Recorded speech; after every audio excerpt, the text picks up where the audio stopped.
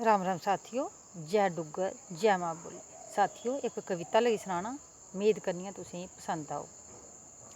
कविता दा शीर्षक है दुखें च शामल होना सिक्खो। ते लाओ फ्ही सुनो। बड्डें बुड्ढें दी मान मर्यादा ते निक्के ने हिरख लाना सिक्खो। बड्डें बुड्ढें दी मान मर्यादा ते निक्के ने हिरख लाना सिक्खो। खुशियें च भावें नेईं पर दुख च शामल होना सिक्खो। खुशियें च भावें नेईं पर दुख च शामल होना सिक्खो। जानी बुज्झी अनजान बनियै, जानी बुज्झी अनजान बनियै की करना है ड्रामे तूं, की करना है ड्रामे तूं। अक्खीं च अक्खीं पाइयै मित्तरा सच दा सामना करना सिक्खो। अक्खीं च अक्खीं पाइयै मित्तरा सच दा सामना करना सिक्खो। दुखें च शामल होना सिक्खो। ना तूं ना समझ ना अ'ऊं अनजान, ना तूं ना समझ ना अ'ऊं अनजान।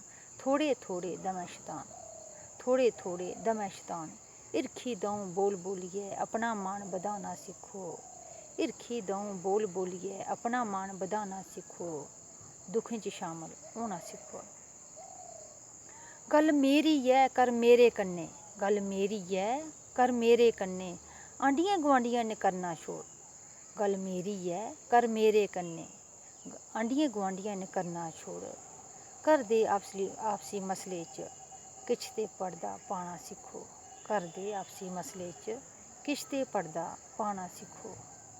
दुखें च शामल होना सिक्खो। धन्नवाद साथियों, मेद करनी आं तुसेंगी पसंद आई होग।